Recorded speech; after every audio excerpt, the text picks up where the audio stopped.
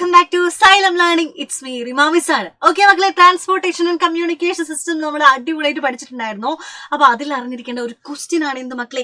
Yes, വാഹനങ്ങളുടെ പെരുപ്പം, വാഹനങ്ങളുടെ എണ്ണം കൂടുമ്പോൾ നമുക്ക് എന്തൊക്കെ കോൺസിക്വൻസ് അല്ലെങ്കിൽ എന്തൊക്കെ പ്രത്യാഘാതങ്ങളാണ് നേരിടേണ്ടി വരുന്നത് എന്ന് ചോദിച്ചാൽ നിങ്ങൾക്ക് മിസ് പറയേണ്ട ആവശ്യമില്ല, നിങ്ങൾക്ക് അറിയുന്ന കാര്യങ്ങളാണ്. വർദ്ധിച്ച ഗതാഗത കുരുക്ക് ഉണ്ടാവില്ലേ, അതായത് ട്രാഫിക് അല്ലെ, നല്ല ട്രാഫിക് കൺജക്ഷൻ ഉണ്ടാവും. ദെൻ എയർ പൊല്യൂഷൻ, വായു മലിനീകരണം ഉണ്ടാവൂലേ, വായു മലിനീകരണം ഉണ്ടാവുന്നുണ്ട്. നോയിസ് പൊല്യൂഷൻ, ഹോൺ ഇങ്ങനെ പെടപെടാന്ന് കീ നടിക്കുമ്പോൾ എന്താണ് നോയിസ് പൊല്യൂഷൻ, അവിടെ എന്താണ് ശബ്ദ മലിനീകരണം ഉണ്ടാവുന്നുണ്ട്. ഹെൽത്ത് പ്രോബ്ലംസ്, ആരോഗ്യ പ്രശ്നങ്ങൾ ഉണ്ടാവില്ലേ, നമുക്ക് വാഹനങ്ങളുടെ എണ്ണം കൂടുമ്പോൾ നമുക്ക് എന്തെങ്കിലും തിക്കും തിരക്കിട്ട റോഡുകളിലൂടെയൊക്കെ പോകുമ്പോൾ നമുക്ക് ഹെൽത്ത് പ്രോബ്ലംസ് ഉണ്ടാവും. ദെൻ ഹൈ ട്രാഫിക്, ആക്സിഡന്റുകൾ ഉണ്ടാവും, ആക്സിഡന്റുകൾ പെരുകൂലേ, ഒരുപാട് അപകടങ്ങൾ നമ്മുടെ മുമ്പിൽ ഫേസ് ചെയ്യേണ്ടി നമുക്ക് വരുന്നുണ്ട്.